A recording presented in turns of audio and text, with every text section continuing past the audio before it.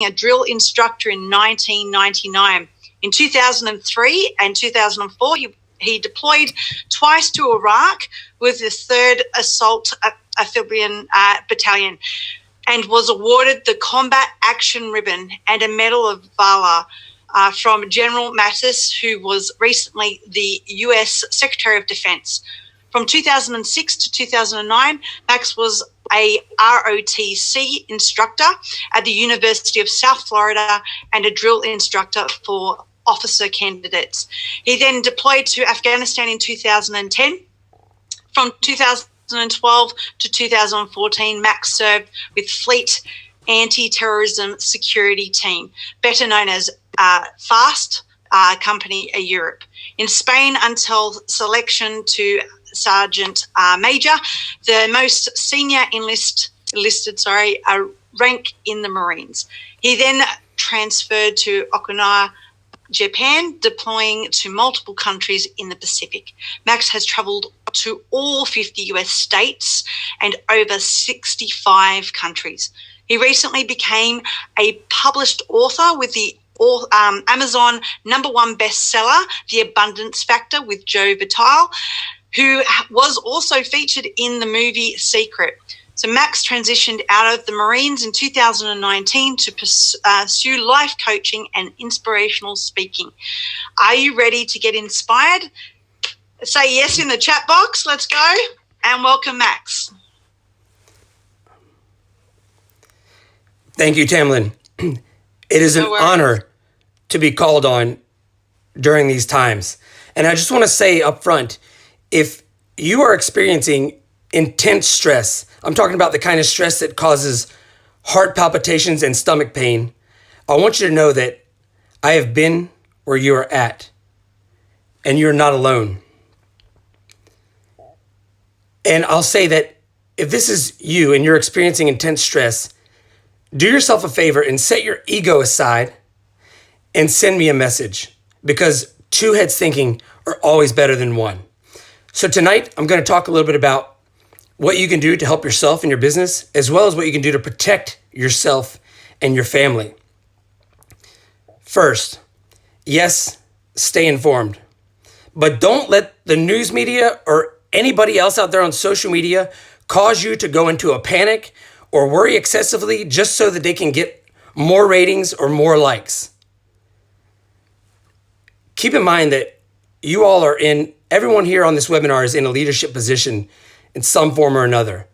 And if you freak out and worry excessively, your families are going to freak out. Your employees are going to freak out. Those in the community who look to you for leadership and guidance are also going to freak out.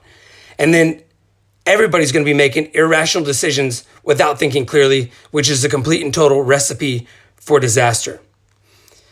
Instead of worrying about things that you cannot control, look for opportunities to profit from this situation.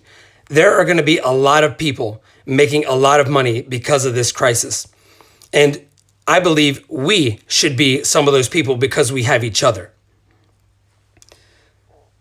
A few things that you can do to protect yourself and your family. One thing all doctors will agree on, and I learned this, by the way, from Joseph McClendon, who's the right-hand man for Tony Robbins. One thing all doctors will agree on is that the best thing you can do to protect yourself and your family is by building your immune system. Now, I'm not just talking about taking your vitamins and eating your vegetables. We should be doing that anyways. But what I'm talking about is in the mind. Another thing doctors will agree on is that any kind of excessive worry, stress, anger, hatred, some of the garbage that's going around out there on social media that people are actually believing, any negative or fear-based energy will simply weaken the immune system.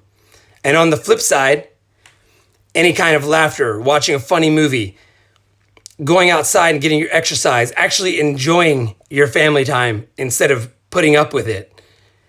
Anything you can do to raise your vibration will also increase and drastically aid in strengthening your immune system. So while you're out there practicing social distancing, make it a point to also practice fear distancing and staying away from some of the garbage that's going on around social media. And in closing, I just want to say that if you're like me and you're a believer in God or some kind of higher power, but you're like me and you often slack and slip in going to church and your prayers and your reading and your donations, things like that, I'm a firm believer that God has a mysterious way of calling people back. It never fails. I see it over and over again in my personal life. If I start slipping and slacking in my prayers, and then things get difficult, and then I'll start picking it back up again, going to church more, praying more, reading my Bible more. And then just like that, my luck starts to change.